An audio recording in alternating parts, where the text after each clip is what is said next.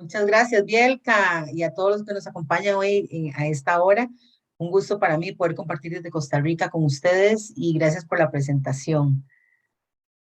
Me dicen si...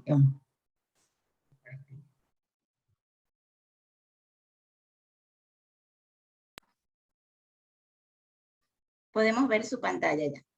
Muchas gracias, Bielka, muy amable. Bueno, como comentaba Bielka, mi nombre es Cintia López y es un gusto para mí poderles conversar esta tarde sobre el modelo de 8 pilares para la gestión de las tecnologías, que ha sido un modelo que he planteado desde el año 2016 y he trabajado fuertemente enfocado en apoyar a las empresas pymes que se están iniciando, otras que ya están un poco avanzadas, para poder gestionar las tecnologías de una manera adecuada. Esta va a ser nuestra agenda del día de hoy. Voy a contarles un poquito en qué consiste el modelo, algunas características, cuál es el modelo de madurez que está asociado con este modelo que yo planteo, qué es una guía técnica metodológica, cómo se estructura, algunos formularios y pues algunas consultas finales. Entonces, básicamente, para iniciar, quiero contarles un poco cómo se gesta este modelo de 8 pilares desde la génesis de la administración de las empresas. Las empresas necesitan y requieren gestionar sus tecnologías de una manera efectiva. Y para ello hicimos varios estudios de campo con empresas pymes, ¿verdad? El principal enfoque de 8 pilares es asegurarnos que las empresas pymes tengan las herramientas necesarias para poder gestionarse en todas sus áreas. Es un poco lo que voy a comentar más a continuación de cómo se forma el modelo. Entonces, básicamente, este modelo consiste en un conjunto de formularios y herramientas que se les facilita a las empresas como una estructura documental y se basa en los procesos, en un enfoque a procesos, para que pues, ellas puedan ser más productivas y eficientes en sus procesos internos, llámese procesos operativos o procesos de apoyo. Entonces, el modelo les ayuda no solo a gestionar toda la organización desde una vista de 3 perspectivas, que ya las vamos a ver en la siguiente lámina, pero también se enfoca en un modelo de enfoque a mejora, todo lo que tiene que ver con la mejora continua. Entonces, eso significa que continuamente vamos a estar trabajando en esos 8 pilares. Casualmente acaba de hacer una actualización yo eh, de, de cómo funcionan, que los formularios estén vigentes, cómo podría condensarse o cómo podría hacerse más ágil, ¿verdad? Para que efectivamente sea un recurso no solo más conductivo para que las empresas lo puedan usar, sino que sea sencillo para ellos también. Entonces, como la figura lo muestra, tenemos 3 perspectivas. La primera perspectiva se llama gobernabilidad de las tecnologías, que tiene una perspectiva estratégica, ¿verdad? Ustedes saben como administradores de empresas que es necesario establecer todo lo que tiene que ver con la planeación estratégica de la organización y cómo la planeación estratégica de la organización nos genera un plan estratégico, un PEI, y eso lo alineamos, que es el segundo pilar, con las tecnologías, porque ellas per se no funcionarían si no tenemos una misión y una visión que la organización tiene de hacia dónde quiere orientar sus esfuerzos. Posteriormente, y el tercero de ese grupo es la definición de proyectos, que es el vehículo o la forma en cómo se transportan esas ideas y esas ideas de alto nivel, que lo hacemos a nivel estratégico, y cómo las conducimos a que sean más operativas y a que se puedan implementar de una manera adecuada. Esa es nuestra perspectiva estratégica. Nuestra segunda perspectiva es la parte operativa, que todas las organizaciones tienen una parte operativa y sobre esa parte operativa funcionan sus negocios, su trazabilidad, la forma en la que funcionan sus procesos internos. Entonces, el primer pilar y uno de los más importantes de esta perspectiva es la parte de procesos, porque el enfoque a procesos nos garantiza que podamos atravesar la organización de extremo a extremo y que efectivamente la organización está dispuesta a hacer que todos sus elementos, que todos sus componentes funcionen adecuadamente.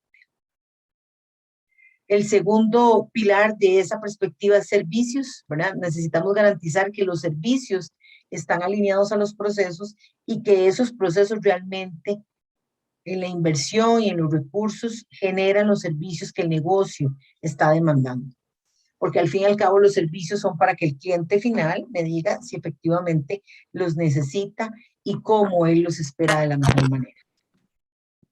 Como tercer pilar de esa perspectiva tenemos recursos, roles y responsabilidades, que básicamente es cómo los recursos y las responsabilidades asignadas a las personas contribuyen a que los procesos funcionen y que esos servicios sean entregados. Entonces vean que aquí hay una triada, ¿verdad? Aquí hay una combinación muy importante, igual que en la perspectiva estratégica, porque nos garantizamos, luego que tenemos la estrategia definida, que esta perspectiva operativa funcione cuando los procesos están alineados, cuando los tengo identificados, los tengo documentados, y esto se apoya, por supuesto, en que esos recursos apoyen a esos procesos. Esta combinación estratégica ha facilitado que la perspectiva operativa pueda no solo lograr que la organización se alinee con sus procesos y con su enfoque, sino también que pueda eventualmente saber el costo que me implica tener estos recursos trabajando. ¿Verdad? Evitar el retrabajo por medio de controles, evitar el mal uso de estos recursos, porque son recursos humanos y recursos técnicos. Y como último y no menos importante, la perspectiva de aseguramiento de la información, que tiene dos componentes importantes. El primero es la seguridad de la información, como un todo, cómo establezco controles para asegurar que efectivamente mis activos de información están seguros, ya sea controles físicos o controles lógicos. Y luego, a través de eso, cómo logro, mediante la continuidad de negocio, asegurar que el negocio siempre esté disponible para que estos servicios funcionen. Entonces, si ustedes se fijan, tenemos una combinación completa, intrínseca de todo el modelo, porque efectivamente todo lo que sucede en la perspectiva de afuera impacta la perspectiva media y por consiguiente la perspectiva que está más al fondo. Esto con un enfoque de mejora continua y con una serie de lineamientos que me aseguren el control y el seguimiento, que son básicos para lograr que las instituciones realmente logren sus objetivos. ¿Por qué quise enfocar todo este modelo a las empresas pymes? Porque, bueno, por lo menos aquí en Costa Rica, el 78% de las empresas son pymes. Eso significa que las empresas pymes son nuestra fuente, una de nuestras fuentes principales de todo lo que genera, pues, nuestro Producto Interno Bruto. Y también porque efectivamente son las que menos, de una u otra manera, no tienen toda esa estructura y todo ese apoyo, porque efectivamente pues hay instituciones que les facilitan dinero o les facilitan pues algún crecimiento, pero no una estructura de cómo gestionarse, que es un poco la perspectiva que yo quiero ofrecer con este modelo. Algunas características. Una de las cosas más importantes en las que yo trabajé en esta investigación cuando empecé en los primeros años fue lograr que la definición estratégica de la organización marcara la ruta a un plan de acción a corto y a mediano plazo. Y que luego yo pudiera tener como organización, como empresa, iniciativas que ayudaran en la definición y estandarización de esos procesos principales con los que el negocio cuenta. Y una de las características que me encontré cuando hice mi plan piloto con algunas empresas es que efectivamente las organizaciones saben que tienen ingresos, que tienen egresos y que les queda algo de ganancia. Pero esa gestión del proceso como tal, de saber cuánto vale entregar un servicio, cuánto me cuesta tener un proceso funcionando, cuántas personas requiero yo de ese proceso y si efectivamente esas son las personas, esas son la cantidad de personas que necesito o necesito más o necesito menos. Esa evaluación interna, por lo menos el 90% de las empresas que hicieron nuestro diagnóstico inicial, que es un poco lo que acompaña el modelo, hacer un diagnóstico inicial, no las tenían, ¿verdad? Entonces, yo me di la tarea de generar una serie de preguntas para hacer un cuestionario pues amplio de acuerdo al tipo de empresa, y de alguna manera poder clasificar en ese diagnóstico qué nivel podrían alcanzar esas organizaciones, que era mi otra preocupación con respecto, que después vino a desarrollarse, fue el modelo de madurez, porque yo podría decir, bueno, la organización tiene esto y aquí está, pero ¿y qué pasa con la evolución? ¿Qué pasa con el crecimiento? Bueno, las empresas continuamente están creciendo y tienen 10 personas, mañana tienen 20, 30, 50 colaboradores. Entonces es importante que podamos tener todas esas aristas cubiertas para que las organizaciones, a como vienen creciendo, puedan irse amparando bajo la estructura de este modelo. También el modelo colabora con la definición de un catálogo de servicios que al menos tenga uno o dos acuerdos de nivel de servicio para los servicios principales. Y esto es clave cuando yo quiero vender servicios. Ahora que todo el trasiego de la información y de los servicios está en plataformas, está en herramientas en Internet, yo necesito garantizarle a los usuarios, a las personas que consumen mi servicio, que efectivamente voy a cumplir con los tiempos de entrega, voy a cumplir con los plazos que establecí, y para eso es un acuerdo a nivel de servicio o bien llamado SLA. Entonces el catálogo básicamente colabora como una estructura de seguimiento donde yo puedo ver como en un menú todos los servicios que tiene la organización, qué plazo los ofrece, quién es el responsable, qué pasa si algo le pasa a ese servicio, con quién lo debería reportar yo, que eso a veces no sucede, ¿verdad? Entonces termino llamando a una mesa de servicios, si tienen o si no tienen, llamo a todas las personas que trabajan en la empresa, porque no sé quién podría atenderme una queja o un problema que tenga o que se me presente con el servicio. Otro elemento que facilita el modelo es la definición de métodos y herramientas para interiorizar la voz del cliente, que hoy en día es una de las características principales de las organizaciones. Aquellas empresas que realmente garantizan que pueden no solo tomar lo que el cliente quiere, sino interiorizarlo, que son cosas muy diferentes.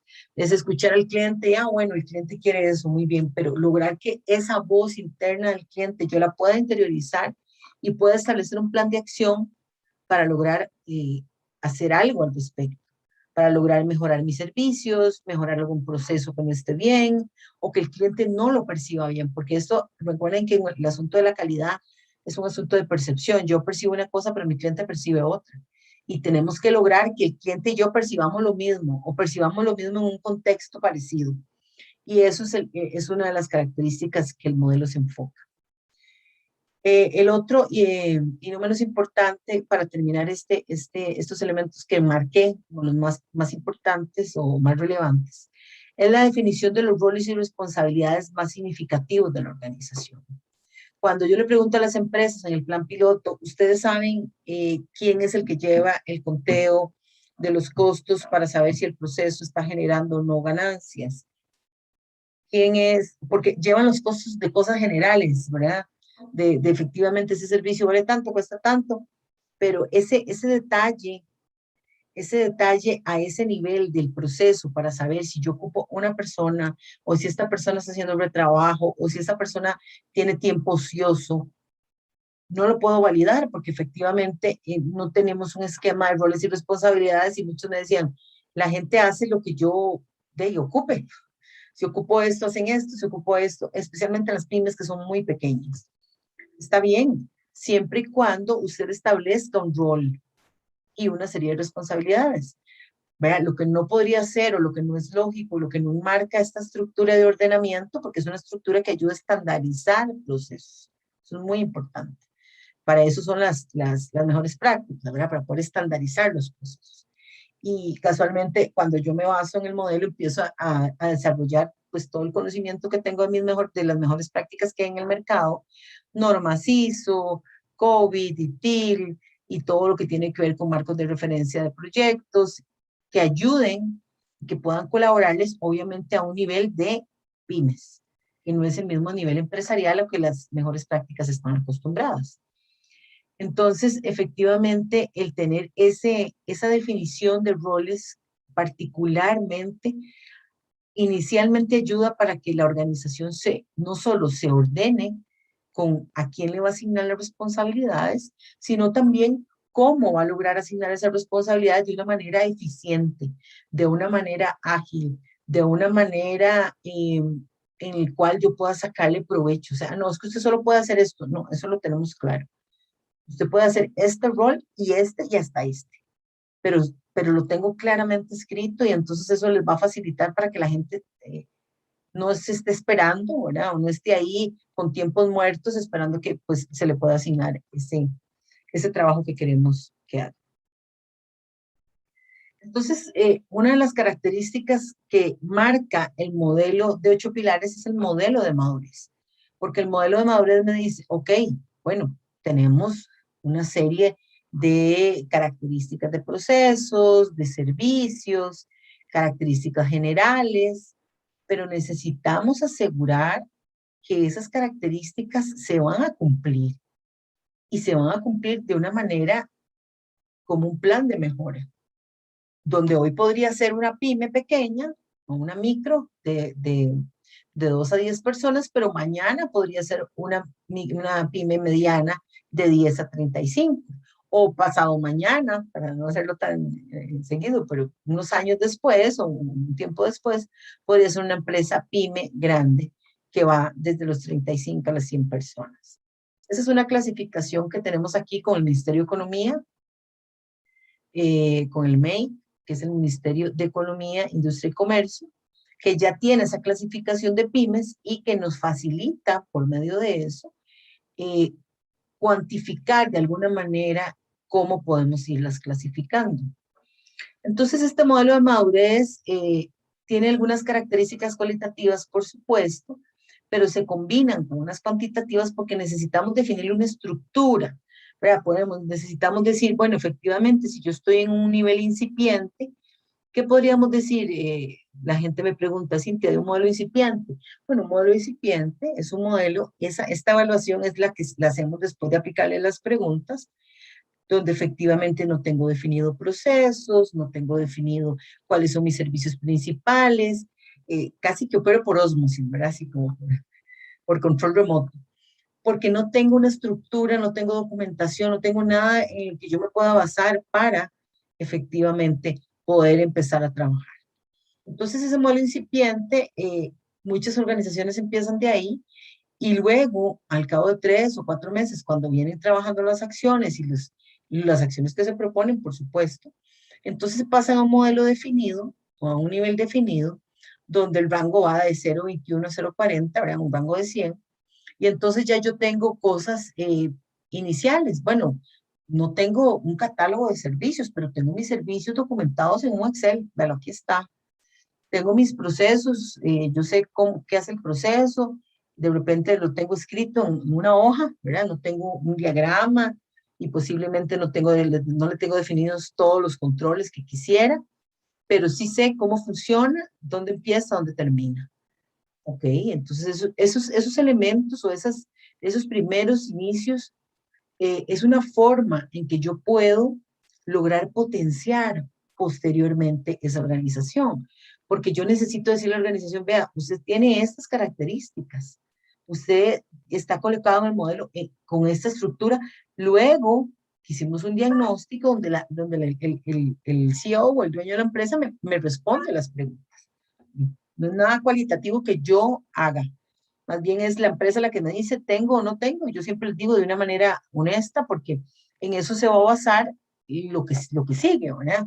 El proceso que vamos a empezar, cuáles los siguientes pasos y por qué son importantes. Yo creo que eso del conocimiento para mí, como docente universitaria que soy hace tantos años también, el conocimiento es eso, o sea, ¿para qué sirve este conocimiento? ¿En qué le va a beneficiar a la organización? Entonces, cuando la organización siente que efectivamente, por ejemplo, tenemos el caso de una empresa que se dedicó a exportar, entró en las filas, digo yo, de exportación, que es difícil, ¿verdad? Por lo menos aquí hay que tener una serie de requisitos, hay que tener procesos documentados, SLAs, porque las organizaciones que gestionan las exportaciones tienen que asegurarse que mi empresa tiene la capacidad, el intelecto y la facilidad para lograr que esa exportación llegue a tiempo, ya sea un producto o un servicio. Entonces, por eso es necesario que esa estructura y ese estándar esté definido. Creo que de las cosas más importantes que yo rescato y siempre se lo hago ver a las empresas es eso, es por qué es importante que yo tenga un modelo, un proceso estandarizado, por qué lo tengo que definir, por qué tengo que saber qué entra a ese proceso y qué sale, por qué le tengo que definir controles, porque es necesario hacerlo. Y cuando ellos se dan cuenta que es necesario, porque eso me va a garantizar que las empresas, me va a garantizar uno la madurez, que es lo que estoy especificando aquí en el modelo, que las empresas confíen en mi trabajo, confíen en lo que yo hago, en las otras empresas, ¿verdad? Mis clientes puedan venir y pedirme un servicio y yo mismo pueda decir, puedo entregar este servicio. Que creo que ahora, no estoy convencida que recientemente en este proceso que hemos tenido de pandemia, ha sido las cosas que la gente no puede garantizar, porque tiene muchísimos riesgos, algunos los tienen identificados, otros no los tienen identificados. Aquí recientemente pasó algo con unos contenedores que están en El Salvador y las empresas no saben qué hacer porque esos productos vienen para diciembre, para esta época que es fuerte, y no tienen un plan B. Por muchas razones, porque no son conscientes, algunos sí, porque no tienen presupuesto, porque no lo han diagramado, no lo han visualizado como un todo. Y creo que ahí es el punto más importante de lo que ofrece el modelo. Visualizarlo, que todos los esfuerzos empiezan a sumar para que la empresa empiece a tener una estructura formal, empiece a tener una base, por eso se llama 8 pilares, porque son los pilares, son los cimientos donde yo voy a montar mi organización, donde yo voy a basar mi organización y esa organización va a empezar a crecer y a crecer hasta que logre tener no solo un nivel alto, sino pueda exportar y pueda hacer una serie de cosas que normalmente si no tuviera una estructura base no lo lograría. Entonces aquí bueno, un poco lo de lo que les estaba explicando los rangos de madurez, ¿verdad? El de no existente, que no se tiene conocimiento formal, ocasionalmente es caótico, no hay procesos definidos, y el éxito depende del esfuerzo de algunos individuos. Esto le pasa muchísimo, muchísimo a las pymes. Hay un esfuerzo constante del dueño, ¿no? Un par de empleados más o de repente un grupo de gente que apoya a que las cosas salgan. Pero lo que tenemos que lograr, y es un poco esa parte de la madurez, es lograr que el proceso funcione, aunque no esté Cintia, aunque no esté Carlos, aunque no esté María, aunque no esté Julián. Funcione, esté o no esté el recurso que yo sé que lo puede hacer funcionar. Funcione porque la gente ya se sabe cómo funciona el proceso. ¿Verdad? Si es un proceso de hacer productos o si es un proceso de dar servicios, yo sé, ¿verdad? No sé si alguna vez les ha pasado, pero sucede mucho que yo voy al banco y yo veo el cajero y digo, ay, no, me espero. Y yo me espero. No, no pase, no hay problema. Y me espero hasta que me atienda el cajero que yo quiero. Porque es un cajero que es rápido, que es eficiente, que me da buen servicio. Y eso es terrible. Imagínense en un banco que es una estructura muchísimo más grande que una pyme.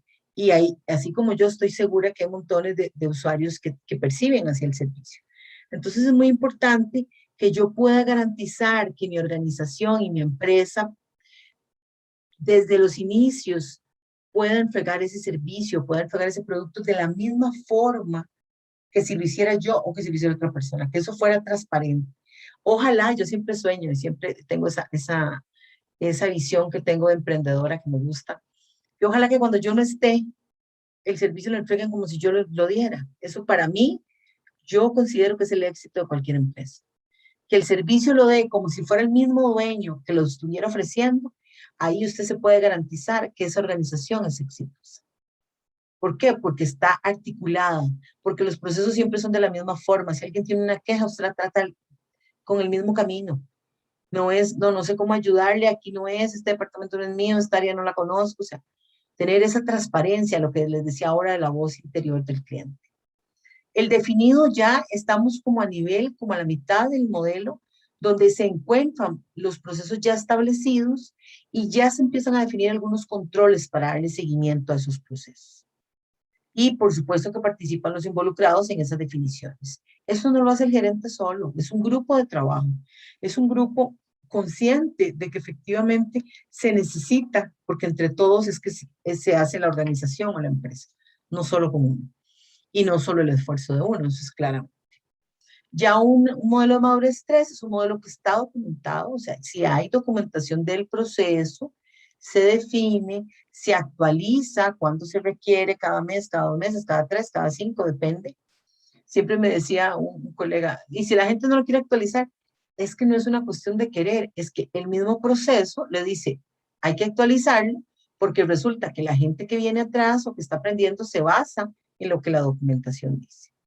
No sé si alguna vez han tenido la oportunidad de ir bueno, hay muchos restaurantes de comida rápida, pero por ejemplo, McDonald's, que es uno de los que tiene una estructura muy definida y enfoca procesos, ustedes ven que los muchachos casi que son como robotitos, ¿verdad? Ven, tienen unas láminas como se hace la hamburguesa y la gente alista esa línea de trabajo de acuerdo a esa estructura. Bueno, eso es un proceso documentado, un proceso definido, y en ese proceso se trabaja constantemente para que efectivamente la información llegue y sea de la mejor manera para todos. El número 4, que es un proceso controlado, es porque ya efectivamente no solo documento la información, sino que tengo los controles necesarios para asegurar que el proceso siempre esté estructurado y que los cambios siempre se apliquen. Para mí el control es una de las características más importantes que tenemos para una administración exitosa. Yo he sido gestora ¿qué les puedo decir? Unos 20 años más o menos. Y el control ha sido mi amigo siempre, ¿verdad? Sin caer en el control excesivo, por supuesto, pero el control que me asegura y el seguimiento, que los productos o los servicios se entregan a tiempo, que yo pueda garantizarle a los usuarios finales que efectivamente el servicio se les va a dar y se les va a dar cuando efectivamente ellos lo requieran. Esos son de los elementos que nosotros como administradores de organizaciones o de empresas o de negocios tenemos que garantizarle a todo el contexto de público que tenemos. Y por supuesto que el 5 es un nivel optimizado donde ya el resultado de las herramientas de mejora se aplica. Hay un proceso, yo uso el proceso PDCA, aunque hay un proceso de DMAIC y hay otros procesos de mejora, pero el proceso PDCA, que es el proceso del ciclo de Deming, donde uno planea, hace, verifica y luego toma acciones, es un proceso de mejora que me gusta bastante porque es muy estandarizado, es simple de usar y efectivamente me garantiza que el proceso siempre está en esa evolución continua y creo que es de las cosas más importantes que necesitamos garantizar en esos procesos. Yo les voy a mostrar así como rápidamente, ¿verdad? Porque el tiempo siempre se nos hace corto, cómo funciona la guía técnica. Inicialmente, esta guía técnica es de planeación estratégica, es uno de los tópicos que quería mostrarles porque me parece que es muy importante y las organizaciones normalmente a veces carecen de este elemento. Entonces, empezamos definiendo políticas como políticas generales de la organización, ¿verdad? Yo siempre les digo de 1 a 15 políticas que ustedes necesiten generar para que las personas puedan saber cómo funciona y qué hacer. Lo que les decía el índice de madurez, ahora que les estaba explicando, ese es el ejemplo donde yo puedo, con base en las preguntas que ya definimos, que ya estudiamos, que ya analizamos, definir si una organización está en una madurez 0 y puede pasar a una madurez 1. Y aquí empieza lo divertido, digo yo, porque entonces yo les sugiero actividades que deberían hacer. Deberían tener estas actividades y para hacer estas actividades les sugiero herramientas.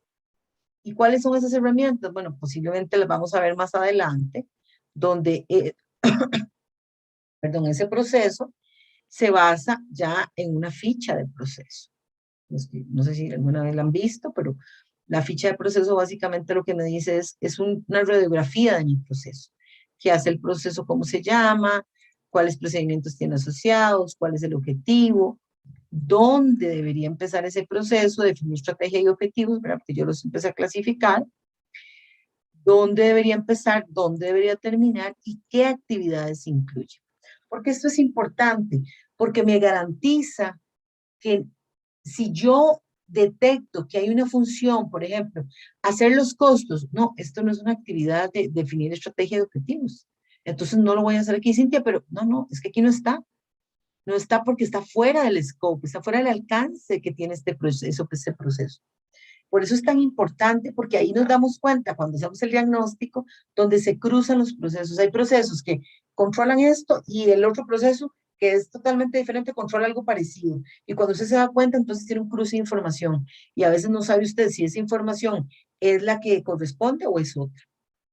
Algo tan básico, pero resulta que eso me genera un sobretrabajo, un recurso doble, porque entonces tengo una persona haciendo esto y otra haciendo algo parecido, y ahí empiezo a tener problemas, que posiblemente al principio no lo detecte como un problema. Pero usted dice, es un rechequeo, ¿verdad? Valido mi información aquí y la vuelvo a validar allá. Pero cuando empiezo a crecer, ese problema de la validez me genera muchos inconvenientes. Luego le establezco entradas y proveedores, que básicamente son quien me da las entradas para el proceso. Y los proveedores son las personas que dan esas entradas. ¿Cuáles son las salidas? ¿Qué me voy a esperar yo de este proceso? Bueno, vea que ya tengo una matriz de objetivos y estrategia definidos. De repente lo voy a generar con esta minuta de reunión que voy a hacer aquí. Y estas son las actividades que espero hacer en este proceso. Lo que les decía del control, que me parece súper importante, cuáles son esas variables de control, reuniones, aquí ya empiezo a generar un dashboard de ideas, de iniciativas y objetivos propuestos, que me encanta a mí los dashboards porque nos facilitan mucho visualmente, la gerencia les encanta verlo y para explicar es muy sencillo porque yo mediante colores, yo uso mucho el de colores, el dashboard de colores, puedo explicar qué controles me están funcionando, qué indicadores se me están alertando y cuáles debería yo darle seguimiento pues en un plazo razonable, en un plazo determinado. Están los indicadores, porque el indicador, como el dashboard que tenemos en el carro, nos indica cosas. No toma decisiones solo, ¿verdad? Porque no lo hace la persona que lo tiene que tomar, es la persona que lo analiza y que lo ve, pero sí establece qué cosas deberían llevarse. Porcentaje de oportunidades, activos críticos, cumplimiento de objetivos, porque si no, no tiene sentido, ¿verdad? Si yo tengo un proceso como este o como cualquier otro, ahorita vamos a ver otro, pero yo no le doy seguimiento a lo que ese proceso arroja, entonces es como tener algo ahí, pero realmente yo no estoy pensando en esos resultados. Y la administración de empresas y la gestión es necesario tener resultados. Lo que no se mide no se puede mejorar. No es una frase mía. Es una frase bastante viejita. No me acuerdo si lo decía Drucker o lo decía algún gurú de la administración. Necesitamos medir las cosas que hacemos. Y ahí, si ustedes me lo preguntan, en la mayoría de las empresas entrevistadas está el talón de Aquiles. No miden, porque no tienen documentados sus procesos. O sea, ellos saben que necesitan hacer estas y estas actividades, se centran en las actividades, las hacen, pero nadie verifica, nadie tiene una meta, nadie establece controles para asegurarnos que eso así funciona. Y entonces, en esta guía yo ofrezco documentación asociada, que son formularios, ¿verdad? Disculpe, Aquí, profesora, sí, perdón. Usted está presentando, tengo la pantalla solamente guía técnica, ¿está congelada? sí, tengo presentando una guía, un Excel, permítame y se lo Ajá, por favor, gracias. sí, gracias. Vamos a ver. Eso lo puso así. Y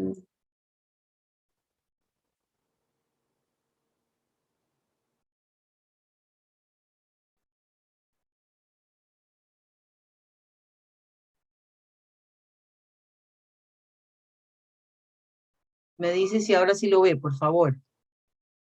Sí, ahora sí. Ahora sí. Disculpe. Pensé que se había visto porque no me dice, que no sé. Ok, entonces como les mencionaba, tal vez me voy a regresar un poquito a lo del proceso para que ahora sí lo vean y lo puedan visualizar mejor.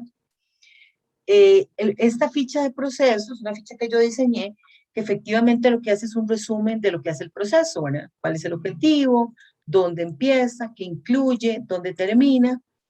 Y lo que les explicaba un poquito de las entradas y proveedores es qué cosas entran al proceso que yo debería tener conceptualizadas.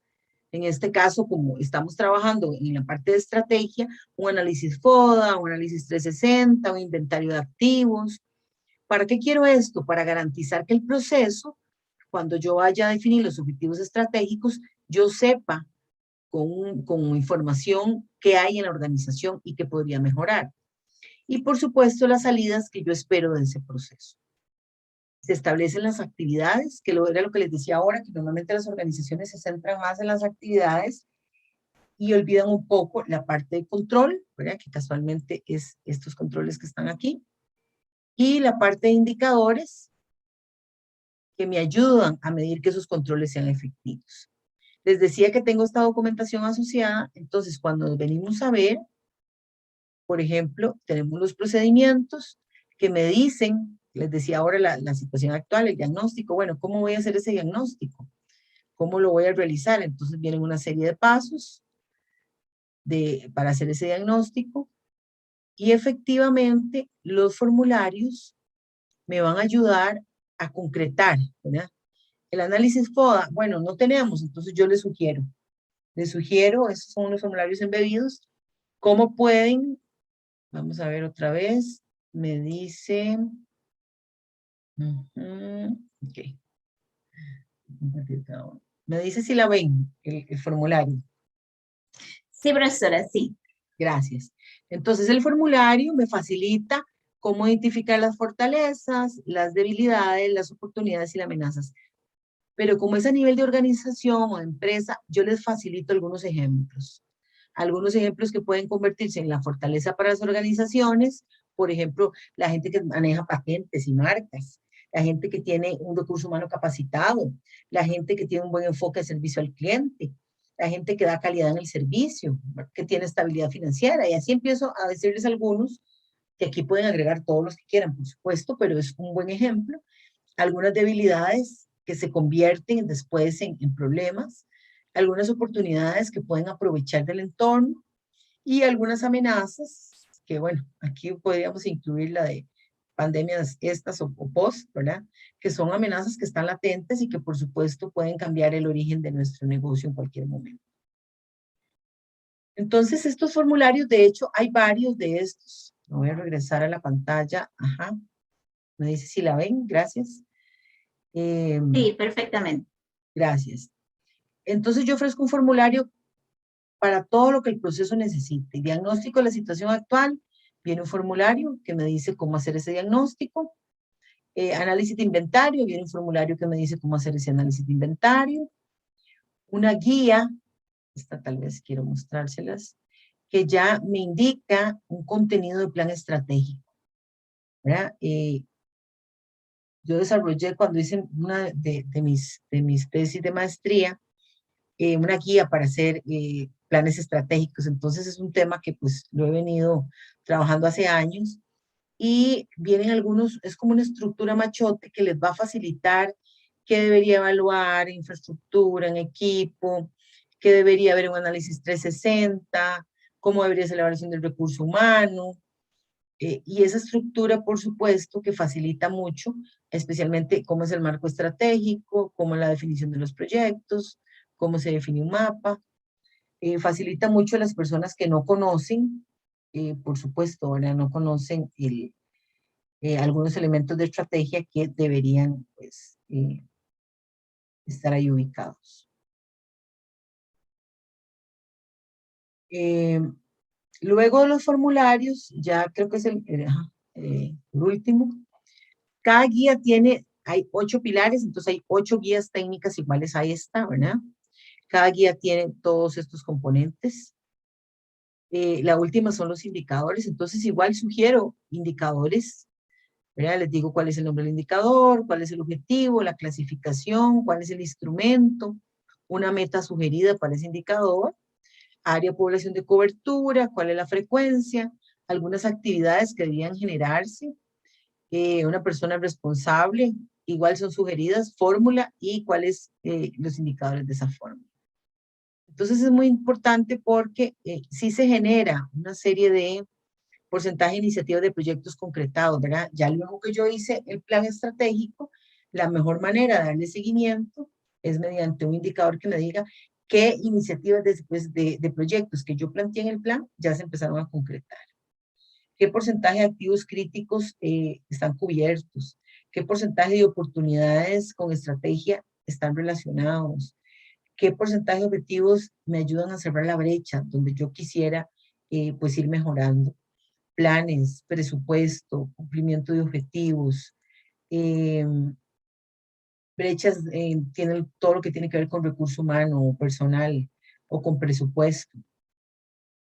Entonces vean qué interesante porque los indicadores cuando nos regresamos, voy a regresarme aquí a la guía, el conjunto de elementos que la conforman, ¿verdad? Me aseguran a mí en procesos, de aquí tengo 4, procedimientos tengo 6, bueno, el índice de amadores, en formularios tengo 1, 2, 3, 4, 5, 6, 7, 8 y obviamente los indicadores. Entonces, esa interrelación de elementos me va a asegurar a mí que efectivamente yo pueda no solo darle seguimiento al modelo, en este caso, a la perspectiva de planeación estratégica como tal, sino también que yo tenga una estructura documental en la que me apoye, en la que yo pudiera eventualmente tomar otras acciones.